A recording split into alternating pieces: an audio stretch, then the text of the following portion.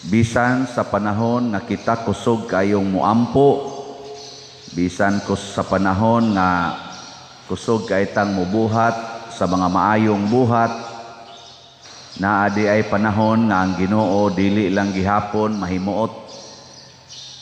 Nabang kugihan kay kang mubuhat sa mga gimbuhaton sa simbahan, sama aning pagsimba, pagrosaryo, bisan kining atong paglikay og sala, kanang di ta sama ni dinhi, di way bisyo, di mamabay, dili manikas, nya magpuasa pagyod, dili di ay gihapon na makapahimuot sa Ginoo sa tanang panahon. Muna ay mo kumpiyansa, di ta mo kumpiyansa nga sige tagsimba dinhi nya kahimutan tas Ginoo. Nya dili sa di ay sa tanang panahon nga ang tao nga naglunang sa sala makapahiubos sa Ginoo.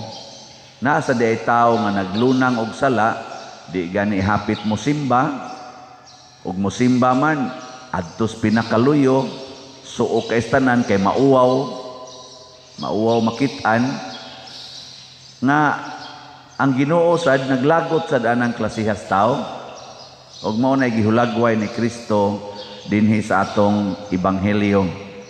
Ang kobrador sa buhis didto in taon sa suok, di gani mo yanghag kay hadlok makit-an ang iyang naong niya, sulingahan unya sa ubang mga nanimba. Aw gani nakasabot naman siya nga kadtong Pariseo nga didto gyud sa tubangan nya buutan kaayo, magpuasa gyud kaduhas usa ka sana saksimana, di manikas, di mamakak, wa mamabay, ana mo na ilang kahimtang. Pero pagkahuman nilag ampo, kinsa may gikalipayan sa Ginoo matud pang Kristo, kadtong kobrador sa buhis nga naglingkod aw nagbarog ra gani, wa mo lingkod kay mahadlok mo lingkod kay basig mahugaw niyang bangko, nagbarog ra tus pinakasuok sluyo, mo gikahimutan sa Dios. Ngano man kay ang Ginoo di gyud malipay sa taong nagbinuutan apan magtamay sa iyang isig katao.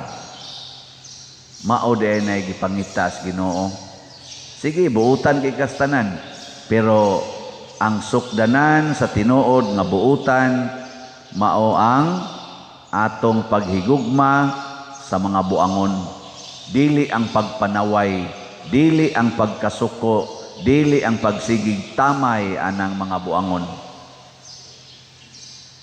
Kamuron, musta man? Buutan mo o buangon?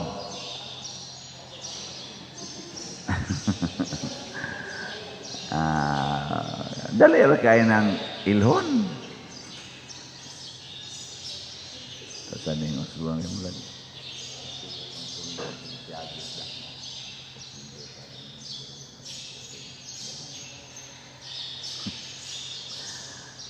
May tatog di apatong mixer diri ba kay dali ra kay nato paganaana. Sige patagdiktar dito. Nya inigdiktar sad wa sad mag-igo ang timpla. Sagdi lang kay di man nimo ay makapa-impierno. Sige wa sa toy labot. Matod pa sa atong unang pagbasa, niingon diri ang Ginoo, unsaon man mo nako Israel, nga ang inyong gugma kanako mura ra maggabon sa kabuntagon, nga inigsidlak sa adlaw mawa ra, mura ra sa giamog, nga basa siya inig kabuntag pero mukalit lang sa kauga.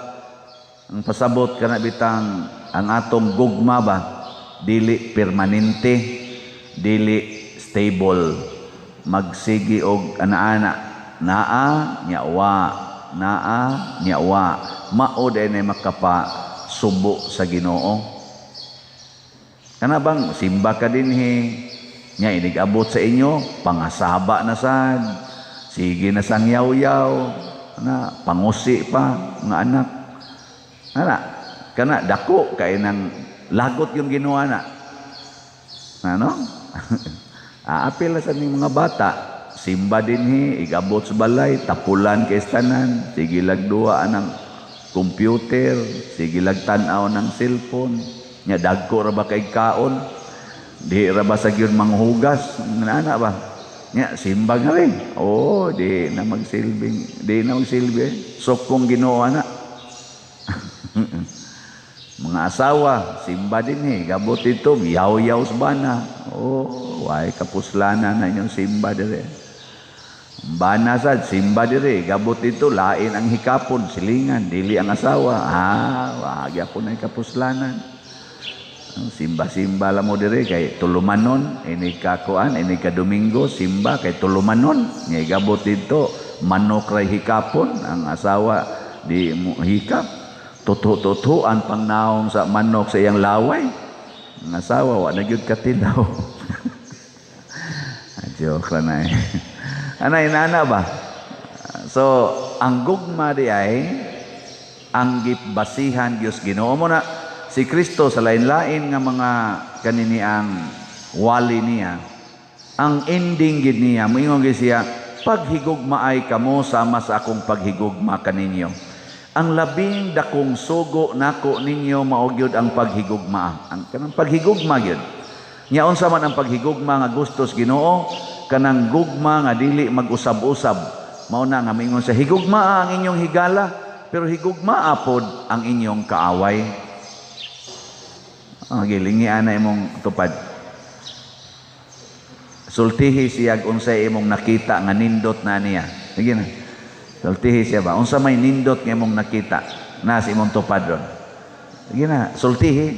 Ina kagusto ko anang imong mata nga medyo budlaton. Pasabot tinaw kag pananaw. Ana.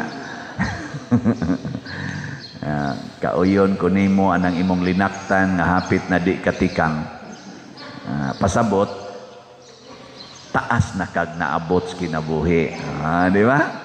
Kaya kanang maglisod og tikang kasagaran ana taas-taas naman sa nagidad. Di sato pa dako na siyang naagis kinabuhi. Di ba? Kita gon magsitag saway na lisod ni naglakaw tumbal mga ina diha. Imo nang gitamay nga dako na kay nag-agis kinabuhi. Gani daghan nagay kay nagnatampo para sa kaayuhan sa katilingban. Ikaw na noy manaway, gasalig kang batanon pa ka, moabot ra ka diha. Na siya. Kita mo pare nga sigig pabaligyag slat, imday ko, salamat kayo pader na imong pamaligya kay dako na kay nigagi. Daghan na kaayo nig databangan. Unsa ka kadako ang gugma atong nipalit og 3,000 slots ikumparar sa gugma sa usa ka labandira nga nagsigig tigom og kwarta aron ipalit og usa ka slot. Ug ang gugma ni adtong mga buta nga magmasahira unya niining panahon sa pandemya mitigom pagyud og kwarta para ipalit labing minus usa ka slot. Mga buta, mga PWD. Makumparar ba nimo? Ang Ginoo ra gyud maka-gauge ana sa kasing-kasing sa naghatag. Una, ang Ginoo niingon diri sa atong salmo. Unsa to sa atong salmo? Ang makanunayong gugma, dili sakripisyo, mao ang gipangayo sa Ginoo. Makanunayong gugma, permanent love, lasting love. Kanang dili mag-usab-usab, dipindis naong sa tao. Kana sang nipalit og slot, og wa mo palit, ako nang alagaran. Labi na yung hilugan na, unahon akong hilog, kadtog yung wa mo palit og slot. Ipaawahin ako tong nipalit. Nga naman, kanang nipalit, insured naman na sa langit. Karing wa mo palit, unahon tani. Kaya murag naani question gamay. Ato ni siyang unahog atiman. Ana, mukumpisal na ako. Magdungan ang katong nipalit o wa mo palit, unahon akong papakumpisal ang katong wa mo palit. Kaya nga naman, kani questionable ni. Kanang nipalit, pana-insure naman as kasing-kasing sa Ginoo. Muna ningos Kristo, unahon gid niya pag-alagad ang mga makasasala. Biyaan niya ang 99 ka mga buutan o pangitaon gid niya una ang nawala. Mao nay gugmas Ginoo nga makanunayon. Di ba? Nindog na ta.